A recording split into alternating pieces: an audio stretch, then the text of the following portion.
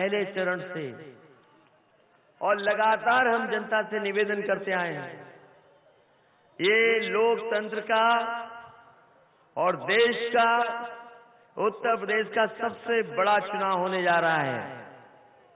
ये न केवल उत्तर प्रदेश किनके हाथ में हो, वहीं आने वाले समय में देश की राजनीति किस दिशा में जाएगी, उसका भी यही चुनाव है। हालांकि आप एक बटन दबाते हैं, उससे फैसला सरकार का, प्रत्याशी का तो होता ही है, वहीं आपका भविष्य किसके हाथ में जा रहा है, उसका भी फैसला एक बटन दबाने से हो जाता है। मैं जो देख रहा हूं, जो जोश और उत्साह दिखाई दे रहा है, अब देवरिया के लोग इंतजार नहीं करना चाहते वोट डालने का, और हम जानते हैं कल आदरणीय लालू प्रसाद यादव जी भी कई विधानसभाओं में गए थे। ये हमारे तमाम नेता साथी रहे होंगे। तो अब तो बताओ, छठवें चरण का चुनाव है और वो भी अपने लोगों के बीच चुनाव है, बताओ मदद हो रही है कि नहीं हो रही है? और फिर जब सरकार बनानी हो, अब तो सीटों की भी संख्या ज्यादा नहीं बची, हम नहीं जानते कि क्या किया जाता है आखिरी में। हम तो एक ही बात मानते हैं कि जिन चरणों में आखिरी चुनाव होता है, जिसकी सरकार बनने जा रही होती है, वोट पूरा उसको मिल जाता है। तो अब तो हम सबका वोट मांगने आए हैं, सभी साथियों का। और मैं तो कई मौकों पर कहा, और मैंने प्रधानमंत्री से भी कहा, ये बीजेपी के लोग बड़े कमाल के लोग हैं, इनसे बहुत सावधान रहना, ये बहुत सावधान रहना, इनसे सावधान रहने की जरूरत है। और इसलिए सावधान रहने की जरूरत है कि इन्होंने नोटबंदी का नारा दिया था, अच्छे दिन की बात कही थी, बताओ कहां पर ये खड़े हैं आज? जिन्होंने अच्छे दिन की बात कही, नोटबंदी के बहाने हमें और आपको सबको लाइन में खड़ा कर दिया, बैंकों के सामने खड़ा होना पड़ा, बैंकों के सामने जाकर के पैसा निकालने के लिए घंटों दिनों इंतजार करना पड़ा। और हम तो जानते हैं कि कई लोग, गरीब परिवार, जिनके सदस्य पैसा निकालने गए थे, अपनी मेहनत ईमानदारी का पैसा लेने गए थे, उन तमाम लोगों की जान चली गई। और किसी ने अगर मदद की होगी तो समाजवादी लोगों ने उनके परिवारों को 2-2 लाख रुपए देकर के मदद करने का काम किया था। वहीं अखबारों में आपने पढ़ा होगा कि लाइन में लगे लगे एक बच्चे का भी जन्म हो गया था, और बैंक वालों ने उसका नाम खजांची रखा था। हमने उसकी मां बुलवाई और उन्हें भी 2 लाख रुपए से मदद करने का काम किया समाजवादी लोगों ने। हम तो कहते हैं कि बीजेपी के लोग तय कर लें, और नोटबंदी की अगर बहस करनी है, नोटबंदी से किसको लाभ हुआ है, हम लोग चलते हैं उसी खजांची के गांव में बैठ करके तय कर लेंगे नोटबंदी से किसको लाभ हुआ है। और मैं कहना चाहता हूं, ये जो नोटबंदी के सारे न जाने कितने लोगों को लाभ पहुंचा दिया। और याद रखना साथियों, रुपया नहीं होता काला सफेद, ये रुपया, नोट काला सफेद नहीं होता। अगर कोई चीज काली सफेद होती है तो हमारा आपका लेन देन काला सफेद होता है। कोई कारोबार किया, किसी ने कारोबार किया, मुनाफा कमाया, टैक्स नहीं दिया, वो पैसा काला हो गया। और उसी काले पैसे से अगर कारोबार किया, टैक्स दे दिया, तो वही पैसा सफेद हो गया। इसलिए नोट और रुपया काला सफेद नहीं होता, हमारा आपका लेन देन काला सफेद होता है। इन बीजेपी के लोगों ने धोखा देकर के सबका जमा करा लिया पैसा, और अब तो बैंक में किसी का 500,000 यहां तो बचा नहीं होगा, सब जमा हो गया पुराना। और याद कीजिए, इन्होंने कहा था कि हमें तो गरीबों को 15-15 लाख रुपए पहुंचवाएंगे। 15 लाख रुपए तो दूर, अगर 15,000 रुपया भी किसी गरीब के अकाउंट में पहुंचाया हो तो बताइए। और लगातार प्रधानमंत्री जी कर रहे हैं मन की बात, और रेडियो टीवी पे मन की बात। बताओ किसी को समझ में आई भारतीय जनता पार्टी के लोगों की मन की बात? और कई मौकों पर हमने कहा कि प्रधानमंत्री जी कम से कम करो काम की बात, और काम की बात कब करोगे ये भी बताते जाओ। गोंडा में गए प्रधानमंत्री जी, कहने लगे कि उत्तर प्रदेश में बहुत नकल हो रही है। मैंने कहा अभी तो कोई परीक्षा नहीं है, बताओ कहीं परीक्षा हो तो बता दो जहां नकल हो रही हो। और जिन साथियों ने अखबार पढ़ा होगा वो जानते होंगे बीजेपी की सरकार में ही पेपर आउट वाले पकड़े गए हैं अभी। और हमने पूछा, हमने कहा कि नकल तो चलो हो गई, नकल तो अलग बात है, पढ़ाई वाली तो बाद में तय हो जाएगी। हम आपसे पूछना चाहते हैं, सबसे महंगा वाला जो आपने सूट पहना था जब अमेरिका के राष्ट्रपति आए थे, आपने किसकी नकल कर करके वो सूट बनवाया था, ये हमें बताते जाओ। अभी तक नहीं जानकारी दी।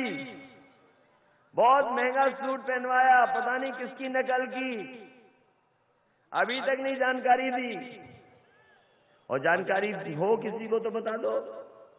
लेकिन हम जानते हैं कि किसी बड़े, जो दुनिया के दूसरे हिस्से में कहीं बहुत बड़ा आदमी था, उसने पहले अपना नाम लिखवा करके सूट बनवाया था, उसी की नकल आपके हमारे प्रधानमंत्री ने नकल कर करके सूट बनवाया था। बहुत सी बातें हैं। बीजेपी वालों से हम कहते हैं कि काम तो बताओ, कोई काम किया हो। हम तो देवरिया में पूछने आए हैं, बताओ कोई बीजेपी के लोगों ने काम किया हो बड़ा तो बता दो। कोई काम नहीं जमीन पर उतार पाए।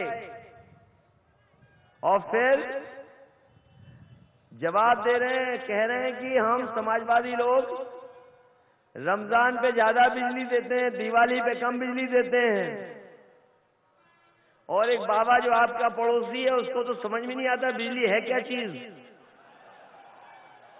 मैंने तो कहा प्रधानमंत्री जी, आप जब बनारस गए थे तो आपने कहा कि गंगा मैया ने बुलाया।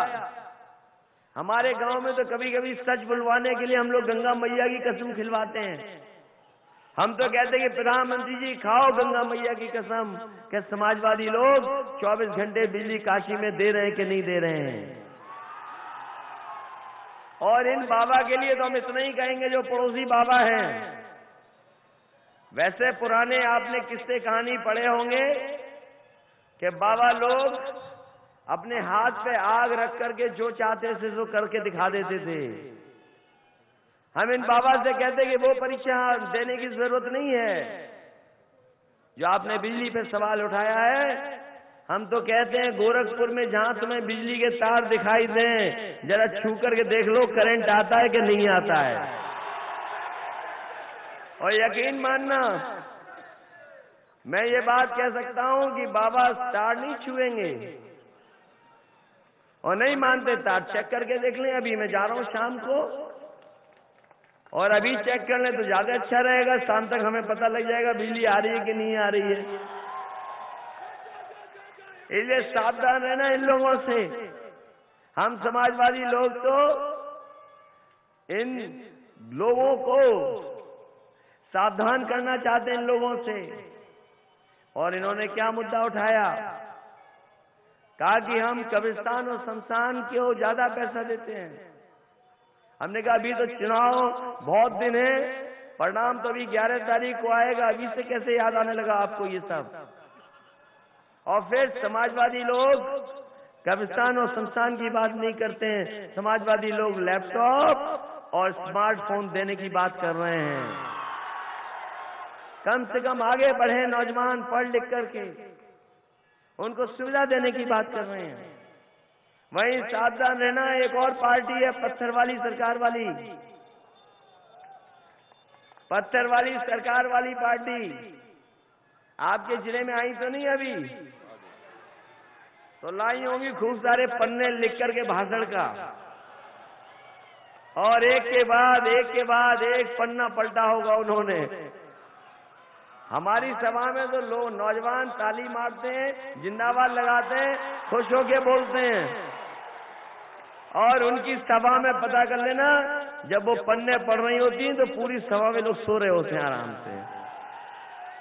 और फिर क्या कह रही हैं कि इस बार उत्तर प्रदेश में हम विकास करेंगे, कह रही हैं कि हम विकास करेंगे। विकास, हम समाजवादियों ने विकास देखा है आपका लखनऊ में।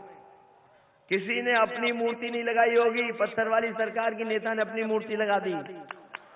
हाथी लगाए 9 साल से, हम देख रहे हैं वहां बड़े बड़े हाथी लगे हुए।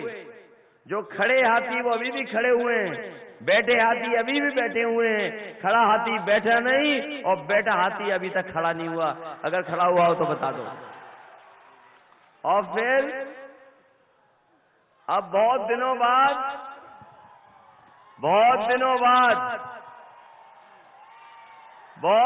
बाद ये कहने लगी है सरकार, पत्थर वाली सरकार की नेता कह रही हैं कि अब हमें बुआ मत कहो। और याद कीजिए, बीजेपी एक नेता ने जब कुछ मामला कर दिया था, कह दिया था, तो इन्हीं बुआ ने प्रेस कॉन्फ्रेंस करके कहा था कि अगर ये मुख्यमंत्री हमें बुआ मानते हैं तो कार्रवाई करके दिखाओ। हमने कार्रवाई कर दी।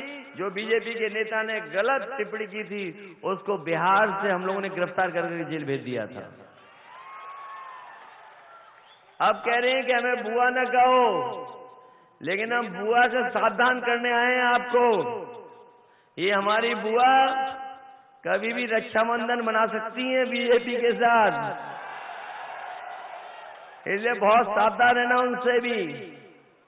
केवल समाजवादी लोग सरकार न बना लें, इसलिए सब गणित मिलकर के कर रहे हैं बीजेपी और बीएसपी के लोग। आप पता कर लो, ये गणित की तरह इन्होंने हिसाब किताब बनाया है दोनों ने मिलकर के कि कैसे भी समाजवादियों की सरकार न बने। लेकिन हमें भरोसा आप पर है, आप हमारी मदद करोगे, एक बार फिर उत्तर प्रदेश में समाजवादियों की सरकार बनेगी। और फिर ये बीजेपी के लोग कहने लगते हैं कि ये 2 कुनबों का गठबंधन है, कांग्रेस और समाजवादी लोगों का, कि एक दिल्ली वाला कुनबा और एक लखनऊ वाला कुनबा, इनका है गठबंधन। हमने कहा ये 2 कुनबों का गठबंधन नहीं, ये 2 युवा नेताओं का गठबंधन है, जो उत्तर प्रदेश को आगे ले जाने के लिए और देश की सांप्रदायिक ताकतों से बचाने के लिए गठबंधन किया है। और गठबंधन है कांग्रेस से। कभी कभी आरोप लग जाता है ज्यादा सीटें दे दी हमने कहा कि दोस्ती तब मजबूत होती है जब बड़े दिल से की जाए। कम से कम समाजवादी लोगों ने ज्यादा सीटें देकर के बड़े दिल से उनसे मजबूत दोस्ती की है। और सोचो कभी किसी कंजूस से दोस्ती हो गई तो बहुत ज्यादा दिन चलने वाली नहीं है कंजूस से दोस्ती। और फिर तो हम समाजवादी लोग हैं, साइकिल चलाना जानते हैं, पैडल मारना जानते हैं, और कभी कभी जोश उत्साह में होते हैं तो हैंडल छोड़ के भी साइकिल चला लेते हैं। और इस बार तो कांग्रेस पार्टी का भी हाथ हैंडल पे लग गया है, तो साइकिल की रफ्तार क्या होगी ये बताइए आप। इसलिए इस चुनाव में हम आपसे सहयोग मांगने आए हैं। जहां तक काम का सवाल है, सबसे ज्यादा काम समाजवादियों ने किया है, और इसीलिए हमने कल प्रधानमंत्री जी से कहा कि कम से कम अपना काम बताओ। और शायद आज आ रहे हैं गोरखपुर में, कुछ न कुछ काम बताएंगे कि हाँ उन्होंने जमीन पर क्या काम पहुंचाया है। ये जो गोरखपुर का एम्स बना है, हमने 200 एकड़ जमीन दी थी एक दूसरे हिस्से में, लेकिन बीजेपी के लोग या कुछ लोगों ने कानूनी अड़चन लगा दी उसमें, और वो जमीन नहीं देने दी। कोर्ट तक मामला चला गया, सरकार कोर्ट में भी गई। तभी जानकारी हुई कि प्रधानमंत्री जी शिलान्यास करना चाहते हैं एम्स का। और मैं जानता था कि वो इसलिए जानबूझ के कर रहे हैं कि समाजवादी लोगों पे आरोप लग जाता कि उन्होंने सरकार में जमीन नहीं दी। हमने अपनी सबसे कीमती जमीन एयरपोर्ट के बगल में जो है जीडीए की, वो जमीन दे करके हमने एम्स के लिए पूरा का पूरा बिना पैसे की जमीन दे दी। लेकिन हम जानना चाहते हैं, जमीन दे दी कई 100 करोड़ की। जो लोग जमीन की काम करते होंगे वो जानते होंगे क्या कीमत है बाजार में। हमने 100 एकड़ की जमीन इसलिए दे दी क्योंकि पूर्वांचल को जरूरत है, एम्स आना चाहिए। हमने कोई राजनीति नहीं देखी उसमें। अगर हमें ज्यादा जमीन देनी पड़ी तो हमने ज्यादा जमीन भी दे दी। कम से कम प्रधानमंत्री बता करके जाएं कि एम्स कब बन करके तैयार हो जाएगा। और हम तो ऐसे समाजवादी लोग हैं कि बड़े बड़े काम बता दो तो कम दिनों में करके दिखा देते हैं। मुझे याद है कि जब मैं आगरा लखनऊ एक्सप्रेसवे जो शिलान्यास करा था, उस समय नेताजी आए, बोले कि इस सड़क को 24 महीने में बना करके दिखा दो। मैंने कहा नेताजी बहुत बड़ी सड़क है, बहुत मुश्किल समय लगेगा। बोले नहीं, सरकार में उद्घाटन भी होना है उसका। आप यकीन मानिए वो 302 किलोमीटर की सड़क 6 लेन जो कि 8 लेन तक बन सकती है, हमने 23 महीने में बना करके खड़ी कर दी। और जब उसका उद्घाटन हुआ तो देश के सबसे बेहतरीन हवाई जहाज जो एयरफोर्स में है उनको उतार करके उस सड़क पर हमने उद्घाटन करने का काम किया। हालांकि मेट्रो एक बड़ी चीज है, बड़े शहरों की चीज है, बड़े शहरों की चीज है मेट्रो, क्योंकि शहरों बड़े हो गए, आवश्यकता है। कई बार बड़े शहरों में कोई जिला नहीं बसता, वहां के लोग न रह रहे हो। ये धीमे धीमे बड़े शहरों की आवश्यकता बन गई। और मैं कह सकता हूं देश में किसी भी सरकार ने इतनी जल्दी मेट्रो नहीं बनाई होगी। 2 साल के अंदर हमने मेट्रो बना करके तैयार कर दी।